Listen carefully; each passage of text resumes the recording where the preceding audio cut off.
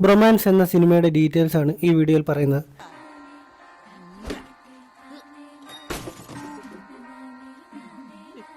Cinema കണ്ടിട്ടില്ലാത്തവർ cinema കണ്ടതിന് ശേഷം മാത്രം ഈ വീഡിയോ കാണാൻ ശ്രമിക്കുക. A very close non sexual relationship between men എന്നാണ് ബ്രൊമാൻസിന്റെ അർത്ഥം.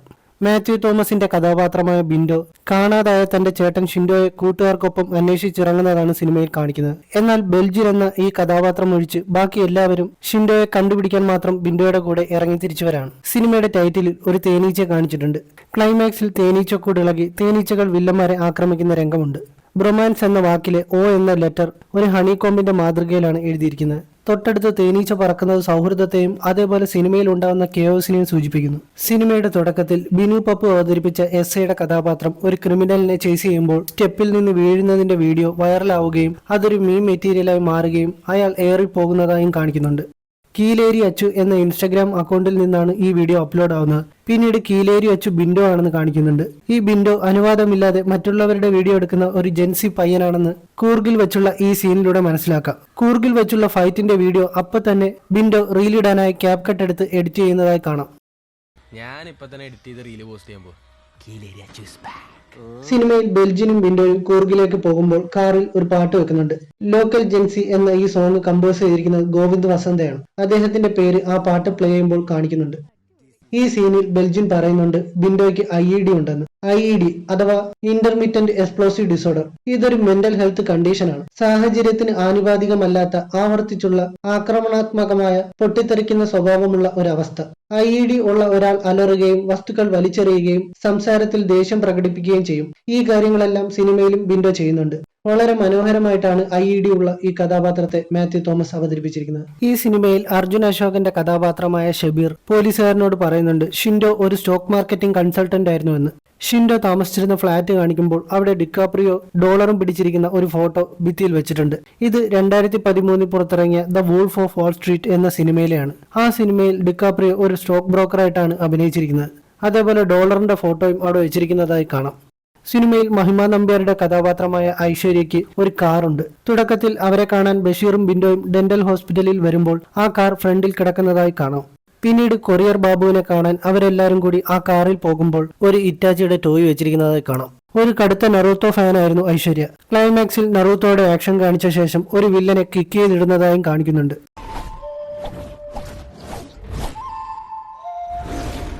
സിനിമയിൽ എത്തിക്കൽ ഹാക്കറായി ബിൻഡോയെ സഹായിക്കാൻ വരുന്ന കഥാപാത്രമാണ് സംഗീത് പ്രതാപ് അവതരിപ്പിച്ച ഹരിഹരസുധൻ. ഈ കഥാപാത്രം വരുമ്പോൾ ഫുഡൊന്നും ഓർഡർ ചെയ്തിട്ടില്ല എന്ന് ബിൻഡോ പറയുന്നുണ്ട്. ഹരിഹരസുധന്റെ ടീഷർട്ടിൽ ഹംഗ്രി എന്ന് എഴുതിയിട്ടുണ്ട്. ആ ടീഷർട്ട് കണ്ടതുകൊണ്ടാണ് ബിൻഡോ അങ്ങനെ ചോദിച്ചത്.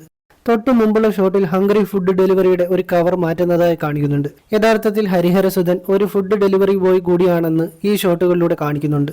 മഹിമ നമ്പ്യാരുടെ കഥാപാത്രം ഐശ്വര്യ ബൊപ്പണ്ണയോട് സംസാരിക്കുമ്പോൾ അവർ ഷിൻഡോയുമായുള്ള ബന്ധത്തെക്കുറിച്ച് പറയുന്നുണ്ട്. അപ്പോൾ അവർ ബാംഗ്ലൂരിൽ ഒരുമിച്ച് പഠിച്ചതും ഐശ്വര്യ ന്യൂയോർക്കിലേക്ക് പോയ കാര്യങ്ങളുമൊക്കെ പറയുന്നുണ്ട്. അതിനു മുമ്പ് വഴിക്ക് വെച്ച് ഹരിഹരസുധൻ ഐശ്വര്യ ബൊപ്പണ്ണയുടെ പ്രൊഫൈല് കണ്ടുപിടിച്ച് അത് ലാപ്പിൽ കാണിക്കുമ്പോൾ അവരുടെ സ്റ്റോറി ഹൈലൈറ്റ്സിൽ ന്യൂയോർക്കും ബാംഗ്ലൂരും ഉള്ളതായി കാണിച്ച് അത് ഡീറ്റെയിൽ ചെയ്തിട്ടുണ്ട്. സിനിമയുടെ ക്ലൈമാക്സിൽ മഹിമ നമ്പ്യാരുടെ കഥാപാത്രം ഷിൻഡോയ്ക്ക് ഒരു അടി കൊടുത്ത ശേഷം ചോദിക്കുന്നുണ്ട് താൻ കൊടുത്ത മോതിരം അവൾക്ക് കൊടുത്തുവല്ലേ എന്ന്. ഇത് ഡീറ്റെയിൽ ചെയ്യാനായി ഐശ്വര്യ ബൊപ്പണ്ണയെ കാണിക്കുമ്പോൾ ആ റിങ് കൈവിരലിൽ കിടക്കുന്നതായും അത് മിനുങ്ങുന്നതായും കാണിച്ചിട്ടുണ്ട്. ഹരിഹരസുധൻ എല്ലാ കാര്യങ്ങളും ഒബ്സർവ് ചെയ്യുന്ന ഒരാളാണ്.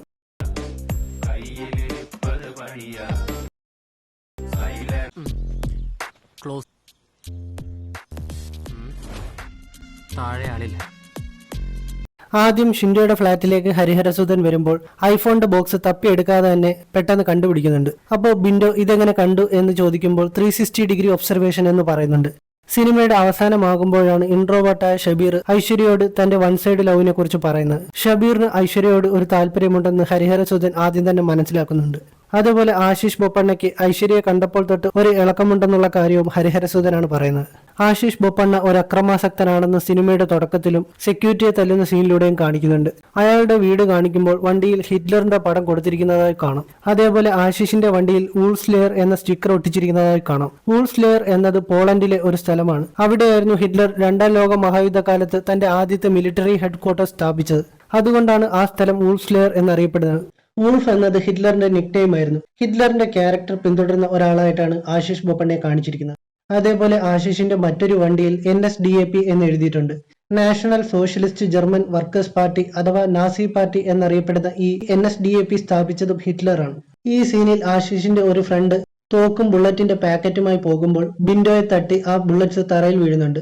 അതിൽ നിന്ന് 2 ബിൻഡോ അടിച്ചു മാറ്റുന്നുണ്ട്. ഈ 2 ബുള്ളറ്റാണ് പിന്നീട് ബെൽജിന്റെ കയ്യിൽ കൊടുത്ത് തീയിൽ കൊണ്ടിടുന്നത്. സിനിമയുടെ അവസാനം ഐശ്വര്യ ബൊപ്പണ്ണയുടെ കഴുത്തിൽ കിടന്ന ഒരു നെക്ലസ് ഷിൻഡോ അടിച്ചു മാറ്റി ബാബുവിന് കൊടുക്കുന്നുണ്ട്. ഐശ്വര്യയോട് അടുത്ത് നിന്ന് സംസാരിച്ച് കാശ് കിട്ടില്ലെന്ന് മനസ്സിലാക്കിയ ഷിൻഡോ ഒരു ഹഗ് കൊടുത്ത ശേഷം ആ നെക്ലസ് അയച്ചു മാറ്റി കയ്യിൽ പിടിച്ചിരിക്കുന്നതായി കാണാം. ഫോട്ടോ എടുക്കുമ്പോൾ ആ നെക്ലസും പിടിച്ചുകൊണ്ടാണ് ഷിൻഡോ പോസ് ചെയ്തത്.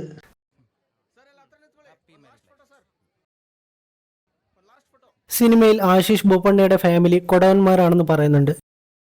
ഈ പരിപാടിയൊക്കെ കഴിയുമ്പോ കടുവച്ചക്കൻ ചക്കൻ. കർണാടകയിലെ കൂർഗിലുള്ള ഒരു തദ്ദേശീയ ഭൂവുടമ സമൂഹമാണ് കൊടവന്മാർ.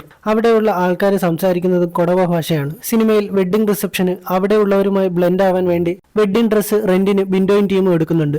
അതിനുശേഷം അവരെല്ലാവരും ഒരുങ്ങി ആ വെഡ്ഡിങ്ങിന് വരുന്നതായി കാണിക്കുമ്പോൾ ബാക്കി എല്ലാവരും സ്യൂട്ട് ധരിച്ചു വരുമ്പോൾ കൊറിയർ ബാബു മാത്രം ഒരു വ്യത്യസ്ത വേഷത്തിലാണ് വരുന്നത്. ഈ വേഷം കൊടവന്മാരുടെ വെഡ്ഡിങ്ങിന് അവർ ധരിക്കുന്ന ഒരു വേഷമാണ്. അതേ വേഷം ധരിച്ച കൊടവന്മാർ അവിടെ നിൽക്കുന്നതായി കാണാം. കൊടവന്മാരുടെ ഒരു ഇഷ്ട ഭക്ഷണമാണ് പാണ്ടിക്കറി അഥവാ പോർക്ക് കറി. പോർക്കിനെ ഗ്രില്ല് ചെയ്യുന്നതായി കാണിച്ച് ഈ കാര്യവും ഡീറ്റെയിൽ ചെയ്തിട്ടുണ്ട്. കൊടവന്മാരുടെ പേരുകൾ അവസാനിക്കുന്നത് അയ്യ, അപ്പ, അണ്ണ, അമ്മ അല്ലെങ്കിൽ അവ്വ എന്നിങ്ങനെയായിരിക്കും. അതുകൊണ്ടാണ് സിനിമയിലെ കൂർഗിലുള്ള കഥാപാത്രങ്ങൾക്ക് ഐശ്വര്യ ബൊപ്പണ്ണയെന്നും ആശിഷ് ബൊപ്പണ്ണയെന്നും പേരുകൾ കൊടുത്തിരിക്കുന്നത്. സിനിമയുടെ ഈ പോസ്റ്ററിൽ ഒരു കരടി സ്യൂട്ട് ധരിച്ച് നിൽക്കുന്നതായിട്ട് ഡിസൈൻ ചെയ്തിരിക്കുന്നതായി കാണാം. താഴെ ഒരു തോക്ക് കിടക്കുന്നതായും കാണിച്ചിട്ടുണ്ട്. ഇത് ആശിഷ് ബൊപ്പണ്ണയുടെ കഥാപാത്രത്തെ സിംബോളൈസ് ചെയ്താണ് കാണിച്ചിരിക്കുന്നത്. പുറമെ ടഫായിട്ട് തോന്നുമെങ്കിലും ആ കഥാപാത്രത്തിന്റെ സോഫ്റ്റ് ആൻഡ് ഹ്യൂമറസ് സൈഡ് പിന്നീട് വെളിയിൽ വരുന്നതായി കാണിച്ചിട്ടുണ്ട്. ബിനു പപ്പു അവതരിപ്പിച്ച SI കഥാപാത്രത്തിന്റെ പേര് ടോണി ഫ്രാൻസിസ് എന്നാണ്. എന്നാൽ സ്റ്റെപ്പിൽ നിന്ന് വീഴുന്ന വീഡിയോ വൈറലായതോടെയാണ് SI സുര എന്ന വിളിപ്പേര് അയാൾക്ക് കിട്ടിയത്. ആ വീഡിയോ എഡിറ്റ് ചെയ്താണ് കീലേരി അച്ചു എന്ന പേരിൽ ബിൻഡോ അപ്ലോഡ് ചെയ്തത്.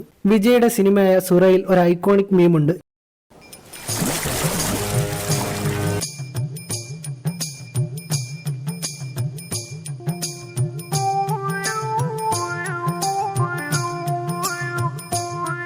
ഈ ഐക്കോണിക് മീം വീഡിയോയിൽ SIയുടെ തല വെട്ടിച്ചേർത്ത് റീല് പോസ്റ്റ് ചെയ്യുകയായിരുന്നു ബിൻഡോ.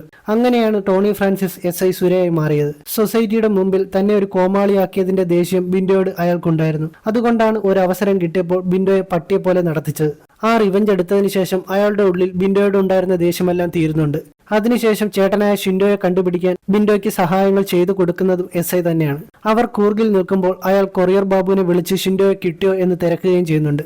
ഇതിലൂടെ തനിക്കുണ്ടായ വിഷമങ്ങളും അപമാനങ്ങളുമെല്ലാം അയാൾ മറന്നതായും മനസ്സിലാക്കാം.